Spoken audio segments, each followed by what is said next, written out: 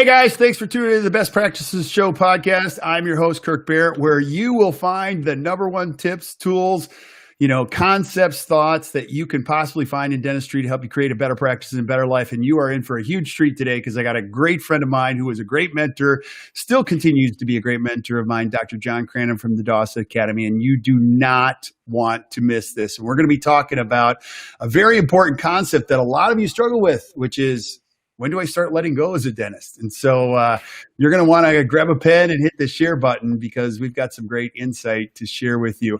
Also, if you're here for the first time, I just want to congratulate you for showing up to a great community of people. We are passionate about one thing: never stop learning. Pete Dawson said to me years ago when I got started, I still had hair. He said, Kirk, don't ever stop learning. And I was like, you are so right. And so I'm going to encourage you to subscribe wherever you listen to podcasts, on iTunes, Stitcher, Google Play. Doesn't matter. We want to have you keep showing up to a great community where we're going to bring you great information every single week with another great key opinion leader. And like I said, you're just going to absolutely love today. Keep sending us suggestions for shows. I get a bunch of them all the time, and we take incredible notes here. So make sure you visit back where we'll have the show notes and everything after the show. So I am so excited to have you on. I've had you on a million times. And even when I first got my podcast going, and now you got your own podcast going, you've just been a great hero of mine. And I want to just start wherever you want to start today, because in a world of dentistry that's changing all the time, we need heroes and mentors. You were clearly one of mine when I stalked you back in 2005 and flew up to Traverse City and said, we're going to be friends. And you said to me, I will decide that. And then you just kept teaching me, how the mind of a great restorative dentist, and you're embracing even a whole new challenge. But I want people to know who you are if they don't know who John Cranham is or don't know who the Dawson Academy is. Yeah. So again, it's a pleasure to be back with you, Kirk. We've had a great friendship for a long time, and I will say you did creep me up just a little bit when you stalked me in Traverse City all those years ago. But it's crazy, it's crazy how much, how long ago that was in some ways, and then in some ways it seems like it was last week. But at that time, I had just transitioned from my own seminar business, that was Cranham Dental Seminars. It was from about 99 to 2004, and then was scouted by Dr. Dawson, who was my primary mentor and teacher, and had the great honor of joining the Academy. And then in 2007, became its clinical director, and was teaching side by side with Dr. Dawson for years and years, and kind of culminated by doing his eulogy at his funeral last year, which was again a very surreal experience. But yeah, so I'm a dentist first and foremost, professionally. I'm a teacher. I love to educate. I've got a wife that I've been married to for 30 years, Kim, who's my partner, and we've got 3 great kids. And maybe most excitingly, my middle child just joined my practice. She finished dental school at the University of Louisville and just joined my practice. And so, and when we talked about what we were going to do at this, I thought an interesting topic is this whole concept of letting go and transitioning to different things throughout your career, and being open to what is best for you at different times. And I think for a lot of us, I was talking to Bob Margis about this very thing. I think for a lot of us, the COVID pause had us all thinking about what sort of matters most, and got us to think about where we are. And I can tell you, Kirk, this is maybe a bit of an announcement to the dental world, but I always envisioned that I would simply gradually stop practicing and primarily just teach. And I figured I'm 59 now. I figured at 60, I would probably not have the energy to do both anymore, because doing dentistry is hard work, and teaching, and you and I have talked about this, the grind of the road and teaching, while it's very, very exciting, it is taxing. Mm-hmm. And so I really thought that I would devote all my time to teaching, and just to continue to be the clinical director at the Dawson Academy. And when the COVID thing hit, uh, I just started to realize that as my daughter was leaving dental school, that I was going to have this window of time to practice with her, and teaching 60 or 70 days a year took me out of the practice an awful lot. And so knowing that I couldn't do both things anymore, once I thought about it, and again, it is inherent to the values of the Dawson Academy and of what Dr. Dawson taught us. There really wasn't much to think about. It was time for me to step down as clinical director. Still staying involved with the academy, still going to be teaching some of the seminar classes. I know the academy is going to be announcing shortly who the new clinical director is, that I'm very excited for.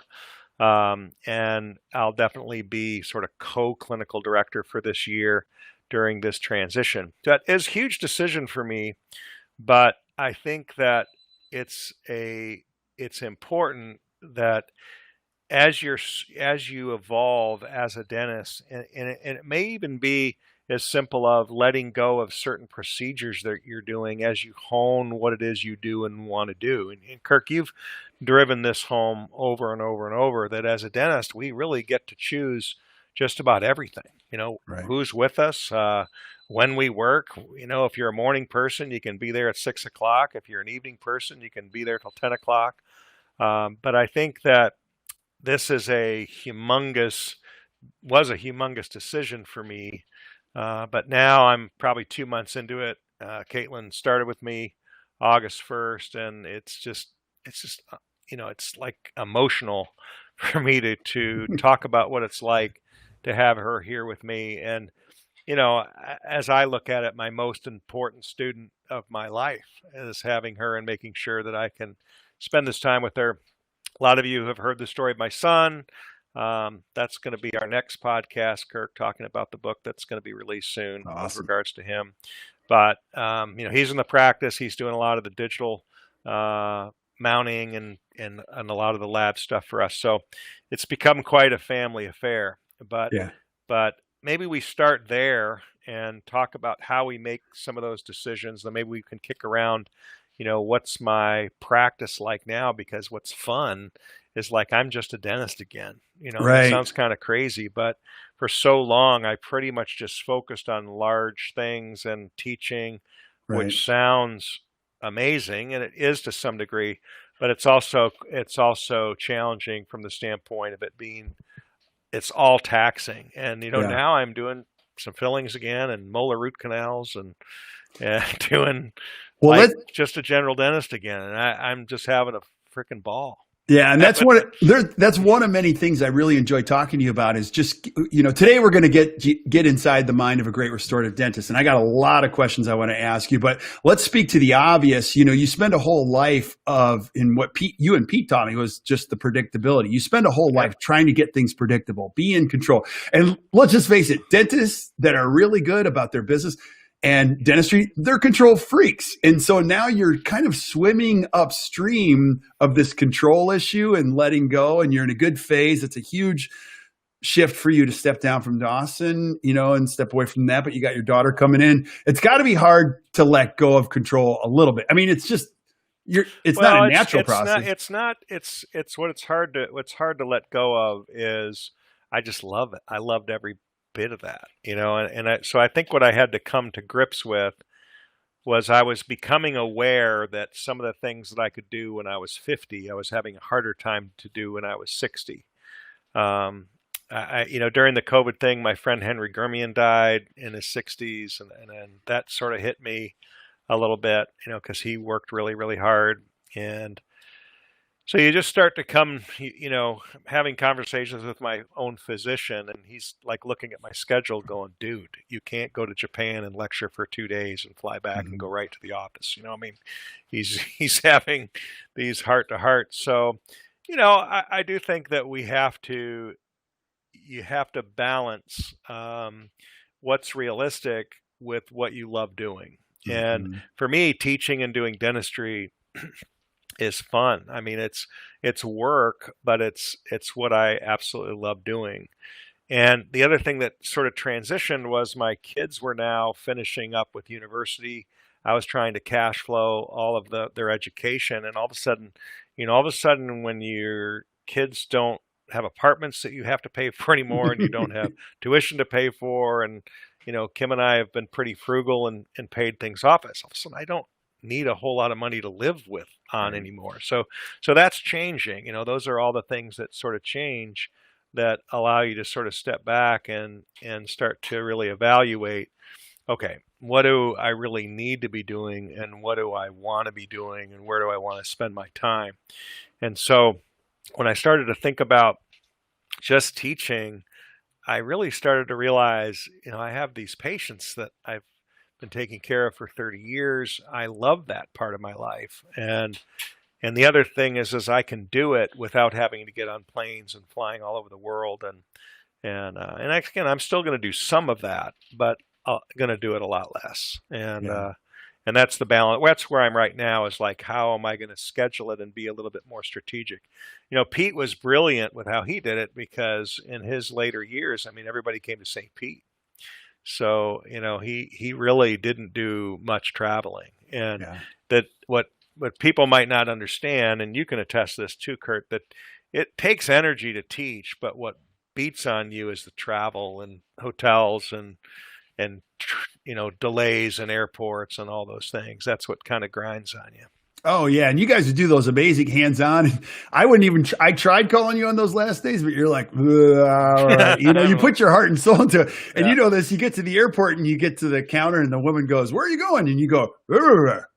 And so I get on the plane and I'm drooling on myself before we've even get off the ground. I mean, that's yeah.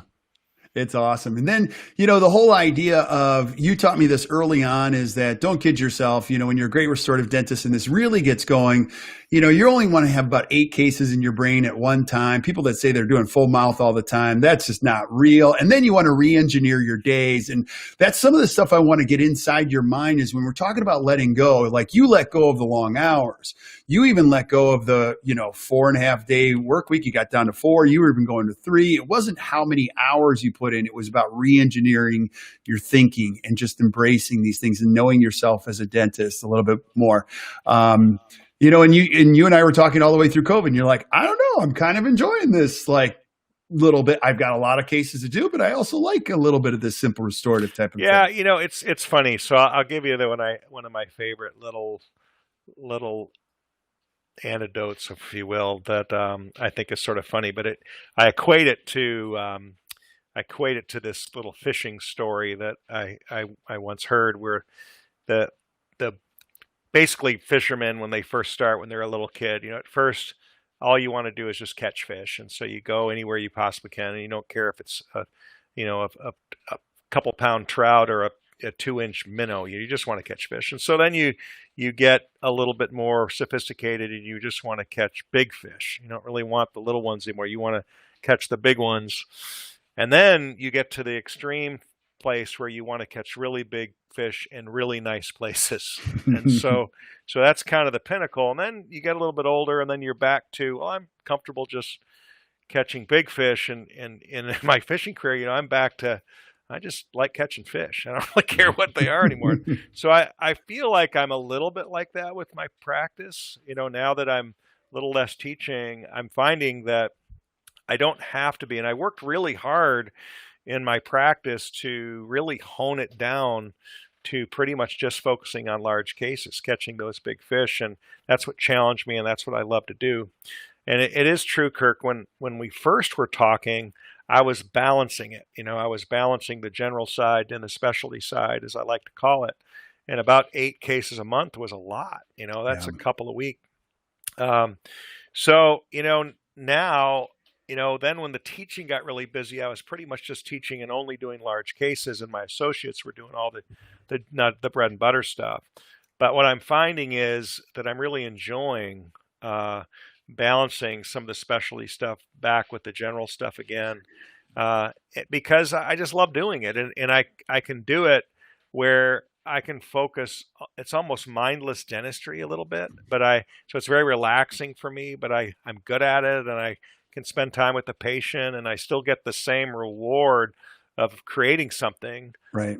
But Now, I want you to go back to that because that's one of my favorite concepts you've ever taught me is general and specialty. Mm-hmm. So if you've been a member of the Dawson Academy, been to courses, you've heard that concept. But this is a game changer for a lot of dentists once you have that classification system. So can you shed some light on what that is? Well, and I'll say it this way. The first time I heard Pete, I think that I went through the programs 2 times, and all he was showing was large case dentistry. And I think I came away from my early time with Dr. Dawson where I thought that the pinnacle was only doing large cases. And so when I was back in my general practice, which was very, simple 3 operatory practice, 1 hygienist, where I started in Portsmouth, Virginia, I felt like a loser anytime I was doing a filling or something, And it finally occurred to me one day that he had other people working with him that was doing that. Like, if you have dental hygienists, they're going to find little stuff for you to do.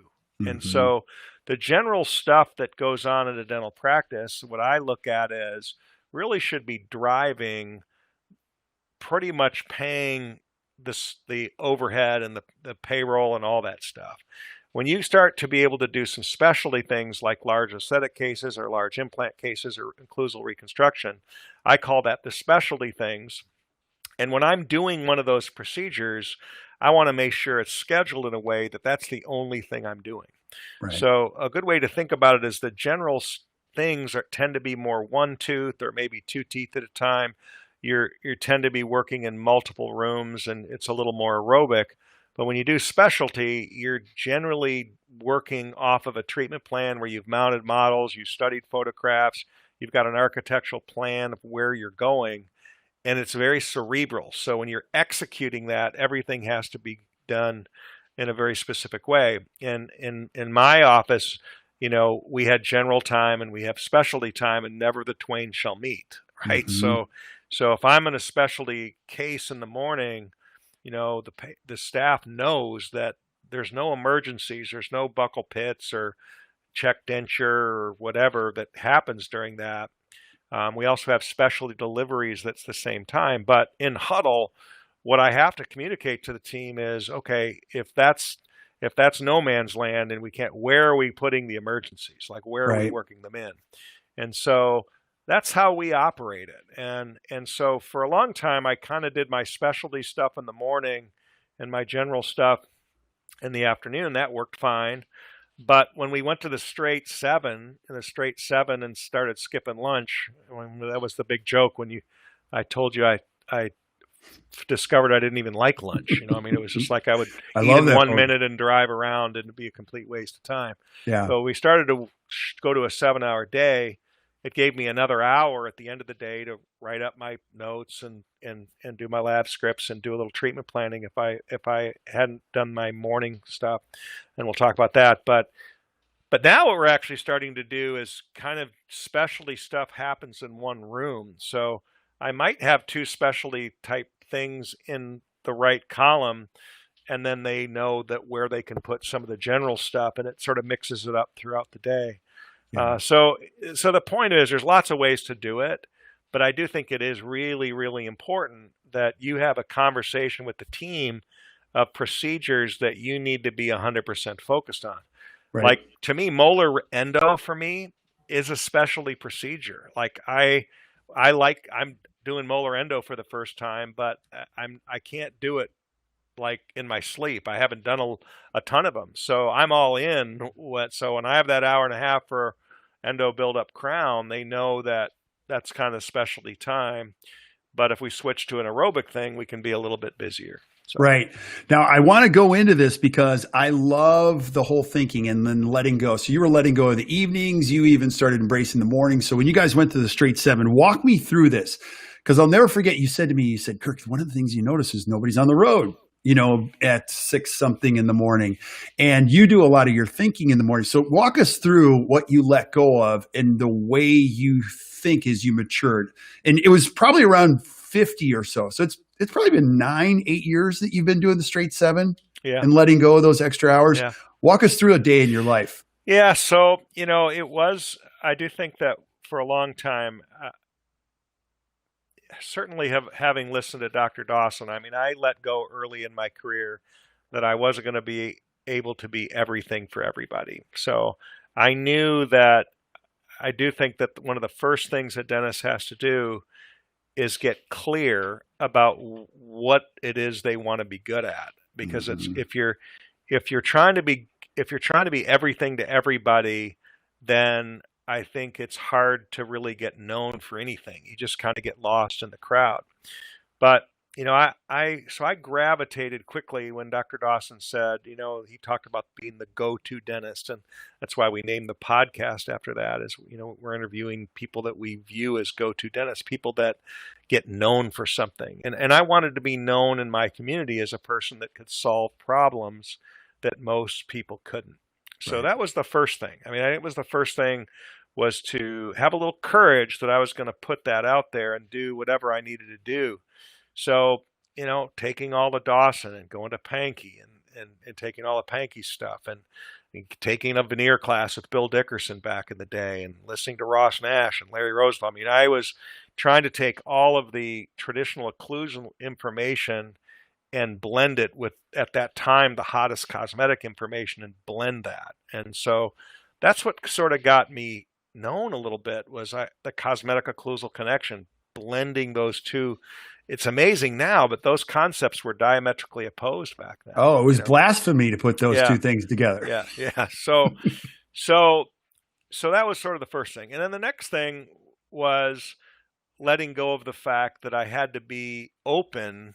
Like at that time, when we first started to talk about this, Kirk, I think I had a day that I worked 7 to 7, and I would take a 2-hour lunch, but I was there in the morning till 5 or till noon, and then I would come back and work 2 to 7. And I hated it. I hated everything about that day, but it was just in my mind that you had to have evening hours, or I don't know what. I mean, that was just a mindset that I had, and my staff hated it. And one of the things that we always noticed though was the days that we started 7, I tended to have morning people in the practice.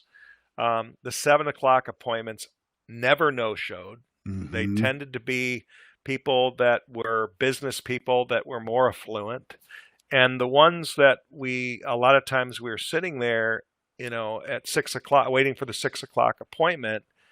And meanwhile, my wife's at home with my 3 kids. I'm missing dinner, and they would not show up, and we wouldn't find out till 6:20. First they're late, and so now 6:30 I'm mad and going home. So so that was when I finally, and I can't remember, but I do know it was when I was listening to you and you started to talk about this trend. And I was pretty quick to jump on it. I mean, I was pretty quick to, after listening to you, I was pretty quick, just like I'm ready to do that. My seminar stuff was getting busier too, and so one of the other things that was hard for me was at that point I was the clinical director at Dawson, and I needed time and to work on that stuff. And so what was happening was I was trying to work on it like while I was at the office. And so then we flipped gears and said, well, if I go 7 to 2, then I can just completely focus on my office till 2 o'clock, and then I can flip switches and do my calls with Joan Forrest at Dawson. So Dawson stuff was 2 to 6 or 2 to 5 or whatever. And so, as soon as we did that, we really didn't lose anybody. I remember you said when people asked why, everybody in the office had pictures of their family that we put at the front desk, and we just had a little sign, this is why we're just switching our hours. And people bought into it 100%. So yeah, talk about this. Like, you've micro-engineered a lot of this, and some of the things that you and I would talk about, you would have your chief chairside assistant. Her job was to put together a case that you would be thinking about or talking with a patient about. And I can't remember her name, but she was great. And then you told me about the 2 screens, Mariah. Yeah. And then you had the 2 screens in the back that you added where you had the digital information, then also the clinical information, and then just having a chance to review something before you talked about a patient. And then the other thing that kind of blew my mind is you were like, I don't know that you always want to start a day with the prep. There are some days I liked it, and then there were days I just liked, looking at a case. So you'd be doing a consult in one room, and then you'd be doing meeting a new patient. I can't remember the details, but walk me through. Let's talk about it. So So one of the metrics that Dr. Dawson talked about from the focus groups that he worked on, and and I was part of those focus groups where he got a lot of his data.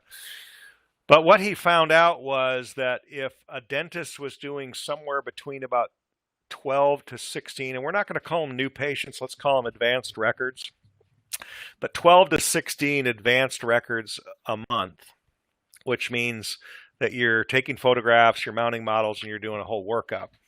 That 12 was a good number. And I find that if I try to do more than that, it's hard to do the full, pay attention to it enough. And so thinking about that, if you're a practice that sees maybe 40 new patients a month, there may be 10 or 12 of those that have more advanced needs. And rather than just firing off from the hip and trying to make a treatment plan with the patient there, you invite them back for what we call this advanced records visit. And at that point, that patient now becomes a specialty patient because we're going to be doing a workup. Today, we do the same photographs we've always done, but we do intraoral scans. We're mounting in 3Shapes, not on the 3Shape scanner, but in actually lab software. So we can still do our wax ups and equilibrations and all that. We're just doing it all virtually. But my mindset, even today, is that if I can do one records visit and I can do one consult, and I can do one treatment plan, if that happens 4 days a week, I can't do all that dentistry. Right. But that's kind of the goal. I mean, so and then you have to kind of find out when you're going to do that. So Kirk's exactly right. I mean, one of the things that still hasn't changed is my most favorite time of the day is to get here about 6:15 or 6:10, and before anybody else is here, and I have that quiet time. So today, Kristen is going to be the one that's sort of responsible for it. But as we're finishing a day, she'll stick on my appointment book there, the one that I'm going to work up. And so I come in, I get that hot cup of coffee, it's quiet. And, rather than having an articulator, my son's mounted it. So I've got a computer where my virtual articulator's there. So that's waiting for me. And then I'm just pulling up the wizard and doing a treatment plan. So, that's fun for me. I mean, I love doing it. And again, sometimes it's not. Sometimes we get to the end of the day and she goes, "You don't have one tomorrow." That's fine. But if I'm doing a couple a week and I have a couple consults a week, then that's what drives the whole thing. And then sometimes we'll have a consult and we're presenting something large, but maybe there's financial issues. Mm-hmm. I think the other thing that I've let go of is feeling like I had to work all the financial issues at that second when the patient's there. Yeah. I mean, sometimes you can't. So sometimes on these bigger cases, Paul Homily talks about fit issues. The patients have bigger fit issues. Mm-hmm. And sometimes it's money, sometimes it's fear, sometimes it's time. But it's not uncommon for me to have a couple of consults with a patient. So at the first appointment, I can go through everything that's going wrong and what I think they should do. And then we start talking about budgetary things. And what I try to come away with, if they can't do the whole thing, is, okay, what's the number that I can work with now? And is it possible for you to do that same number next year? Right. And that's a lot of my cases, and so it's amazing how many today, with how minimally invasive everything, often the first thing we're doing is some Invisalign to get things in better positions, and then it'll really allow me to get the bite adjusted, and then I can really do things in phases for them. Yeah, but I appreciate thinking about that, the simplicity. So I love the phrase, you always do that, take the complex and make it simple, but the advanced records. So let's go back to that. So if you do 12 in a month, then you're doing 12 consults. I mean, really diagnostics is what drives a great restorative practice, and a healthy balance of what you would consider, specialty dentistry and general dentistry, right? Even no matter where dentistry goes, what happens in the world, it's a few simple disciplines you practice every day that lend itself to a great practice. Yeah, and the key thing too that I think is maybe important to recognize is, so in order for somebody to get to that advanced records visit, they have to have the need, right? So they're going to have either signs of instability that's occlusally driven or some sort of want cosmetically that we're going to be changing where the teeth are in space for aesthetics, or they're missing multiple teeth and they're wanting implants. So anytime we have to change where the teeth are in space, in other words, we're leaving that patient's bite of where it is, that to me is the first thing. And the second thing that's really important that I didn't get the first time around is that you have to be dealing with a patient that wants to do that, right? I mean, they have to be at that point where they want to have answers, because if you just start doing records on everybody where you see these problems and they don't have the interest, you're going to be doing a whole bunch of work on people that aren't maybe ready to do that. Now, that doesn't mean we have to kick them out of our practice, but it may be that we spend time just educating them on the things that we're seeing and letting them know what the next step would be. Right. And many times that patient, when they finally have a tooth split or break, what they're calling for is not, this is when I think you really start to know the practice is headed in the right direction. They're calling, not saying, I need a crown. They're saying, I need that records, that workup appointment Dr. Cranham was talking about. Right. And so, so a lot of the cases that we're doing now are people that have just been on our general side and we've been loving on them. And maybe things have been getting a little bit worse. I hear people talk about, well, that's supervised neglect. I don't really look at it that way, because again, some people are saying no, but they're really saying not now. Right. I mean, they're saying my kids are in college. It's just not my time yet. And so I think as general practitioners, be patient. You do have to keep talking about the where, and sometimes it gets frustrating, but a lot of people just need a little bit more time and evidence to know that it's the right time. I mean, I see it with my own daughter right now. I mean, she's so young, and she'll go in and say something to somebody, and and I come in with gray hair and say the same thing, and they go, okay, So for the younger dentists, you sometimes have to be a little bit patient and keep saying the same things, developing your sort of mantra, being their advocate about what is going to be best for them, and they'll figure it out. They'll get to the point. Yeah, absolutely. But make sure they're ready. Make sure the patient is ready before you start gathering all the stuff. Yeah, and you a couple of years ago, you called me and you're like, it's not like the old days where I was doing a consult and people were signing up. And so, just the whole trust issue. Sometimes people want to go slow. And I even had a dentist in Long Island say, hey, my wife didn't even like me for 6 months when I met her. So I know that I got to go slower with patients. But also talk about the energy thing too. If I'm a young dentist watching this right now, I'm like, okay, well, you get 12 qualified record. I got all this debt. I get it. Like we all get it, but there's a certain point where you don't have more energy. I just turned 50 and I'm feeling it already, like I can't do what I used to. You ask me a question at 3, I'll go, and then you were doing Orange Theory, looking good. Like you want to re-engineer your practice so it gives you that life too. I think that's the important thing, letting go of some of the crazy stuff so that you can and that's the really hard part, is that it's the craziest thing. But when you look at the metric that I've looked at and really studied in my office over the years, and it's my favorite metric, is productivity per hour. Tell me why. Because when I get my productivity per hour the highest, it means that I can squeeze how much time I'm in my office and make basically the same money. Mm-hmm. And the other thing is, if you're squeezing the amount of hours you're open, there's less overhead. So profitability starts to go through the roof. And so productivity per hour was something that Dr. Dawson drilled into my head early on.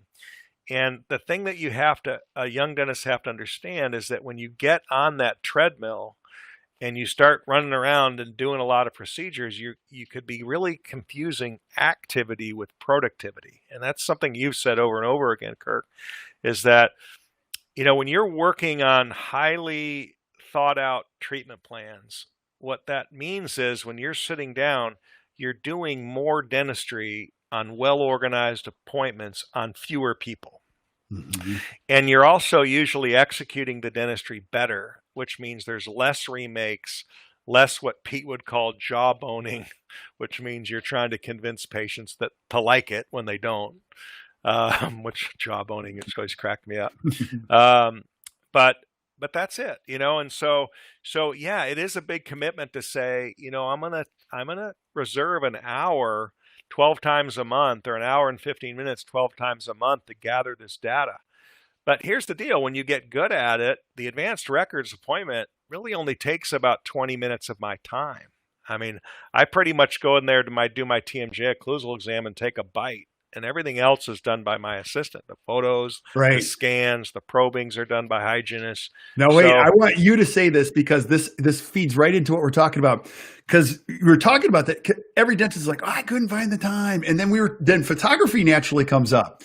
And you have this slide, and it says something about the doctor of photography. What is it? It says, if you want to have great photographs in your practice, you fire the dentist as the photographer.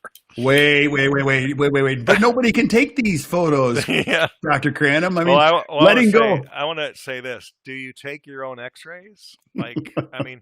Are you still taking your FMX? If you are, you need to see a therapist, because that is a complete waste of time. I mean, if anybody can take an FMX, they certainly can use a digital camera. And does it take time? Yeah, it does take time. I mean, you do have to work with them. And still to this day, as good as Kristen is a photographer, our protocol is when she takes the pictures, she brings them over to me and we look through them real quick. Right. And occasionally I have one that I need her to retake. But my goal is to have multiple people in this office that can take the same pictures at the same quality level, and I can't tell who's taking them. Right. And so that also means that some of the things that you've got to do is you've got to build in some training time into your month, and so we yesterday morning for an hour and a half, we got everybody together and we were working on making the little deprogrammer, the little Cranham deprogrammer that we make. And so I wanted to make sure everybody knew how to do that. Well, that's time, but the thing of it is if we have now 3 or 4 people that can do that, that means we can have a good product that we're offering patients and get it out in an even more timely manner, and take stress off my primary assistant, who, her and I were the only ones that could really do that. So. Yeah. You have to land the airplane to do the maintenance, and people say, well, I don't have the time. It's crazy to even say that, because you're investing time and saving hundreds and hundreds of hours in the future. You're also developing team members into something special. They're not just the run-of-the-mill team members. Well, the thing of it is, and you're hitting the nail on the head, the thing of it is if you feel like you're hitting your head on the ceiling, and there will be a time that when you're working in a chaotic, undisciplined environment where you're just trying to take care of as many people as you possibly can, there's going to be a time where you can't physically do any more. So at that point, you're going to have to increase the skill set of the people around you, which means you've got to train them and then hold them accountable in a nice way. You don't have to be a jerk about it, but there has to be a standard that's set by the leader in the practice, and they have to know you're serious about it. Well, serious about it in my practice is I don't yell at them if they take a bad photo. I explain to them why it's not acceptable, and they have to retake the photo. Well, if they know they have to retake the photo every single time, pretty soon they're going to just take it right. I mean, that's just kind of what happens. And I'm patient with them and explain why and tell them that I made the same mistake. But then when I'm working up a case, I might grab them and say, now, this is why I needed this photo. This is the decision I'm making right here. Right. And that's another thing that's important, is that team members want to know why. Right. And if they know why, they tend to be they're part of the process with you. Yeah, absolutely. And even with me in my work at the Dawson Academy, there are a couple of times you're like, not what I was thinking. Come here. And you're really good about just explaining the whole why. And you don't have to be mean about it. Just be clear and share with the why. Yeah. It's pretty awesome. What else have you noticed in a great career of, restorative dentistry, things that you have to let go as you embrace the journey ahead? What else would I need to know if I'm in my 30s? I think the other thing that you have to let go of along the way is, and you sort of talked about Pete in the beginning, but don't ever think that you've got it all figured out. I mean, that's the one thing. Don't ever think that the things you're doing now are going to be right forever. And Mhm. so being really open to new materials and new ways and new processes, I am hard to convince. If I've got a predictable way of doing something, I have to do my research and really be sure that if I change something, it's going to be as good or better. Right. But what I found over the years is that has also made dentistry incredibly fun Yeah. because I'm always learning something new. There's always something like the whole digital world right now, like all this three shapes and doing. I did a 20 or a 14 unit wax up this morning, and all digital and open the bite on a Mhm. virtual articulator. I mean, I haven't been this excited about dentistry in ever, maybe. Well, I'm going to Yeah. lead you with this question, but you've been doing this for how many years? I've been doing this for, yeah, coming up on 33 years. Has there ever been a more fun time to be a No, dentist? Never. it really hasn't. I mean, Yeah. we know more about aesthetics, more about occlusion, we have the best materials, the best lab support. I mean, this COVID thing, as crazy as it is, Right. I've never been busier. I mean, it's almost like um, people aren't spending their money on anything else. They don't have anything else to do. So I've Right. seen this as being a boon. And I remember when we were shut down, we were really talking about, maybe gearing up for some sort of recession. And that Right. still could change. We don't know the future, but at least right now we know that it's been really a pretty darn good time. Right. Patients that have been sitting on the fence are pulling the trigger. So Yeah. Now I know you're a busy guy. You got a lot going on. I know we have to let you go here, and we get you only for a short period of time. I'm going to have you back again and again and again with yeah, we're going to do it different once a subjects. month. Let's do Yeah, once a month. I love it. Just clinical conversations, get inside the mind, great thought processes and concepts. But I always want you to leave people with a good word. I know your podcast is growing like crazy. You guys, you just started it. I mean, 20 some thousand downloads. You're probably way beyond that now. Yeah. Tell people where to go to find out more about that. So yeah, it's called the Go-To Dentist Podcast. You can find it on Spotify or Apple. What we're really doing is focusing on it's David Rice who has Ignite, myself, and Pio Modi, one of our faculty, and sometimes it's just conversation amongst ourselves. But we are really trying to highlight people that you may know or people that you may not know and hear their story. And again, I find it to be incredibly fun. A lot of them are up from the ashes stories, people that have overcome a lot of things. But what we're really studying is much like you, Kurt, the common threads that make people successful. And Yeah. and what I love about it is I learn every time I do it. I've got something that I come away from that makes me excited about doing something a little different, whether it's clinical or whether it's managerial or maybe it's just a change in my own paradigms. Um, it's really, really fun. And then the last thing I just say, and we'll talk about this maybe next time, but for those of you that heard of my son Cornell, who was born 3.5 months early, and he's going to be 28 actually Friday, and we're playing golf. Awesome. But I've finished my lectures with his story over and over, and Dr. Dawson challenged me forever to write this book, and so it's called The Cornell Effect: Principles Towards Happiness, Fulfillment, and Peace. And I'm just finishing up now, so it's looking like we'll probably do a release just before Thanksgiving, and so I'll definitely come back and talk more You're about going to bring it. Cornell too. Yeah, we bring Cornell in. Yeah, for sure. That'd be so awesome. Awesome, Yeah. buddy. Well, I really appreciate you being on. Like I said, we're going to have one conversation a month or try to stick to that schedule on a great thought process. So Absolutely. there you guys have it. The Best Practices Show, another great segment, just ways to think about your day and let go of some of those things as you get better in your career. So stick around, John, while we say goodbye to everybody else. And if you enjoyed today, just do us a favor, hit the share button, share it with your friends. Keep sending us suggestions for things that you guys want to see on the Best Practices Show. And until we see you next time, keep watching the Best Practices Show. You guys enjoy the rest of your day.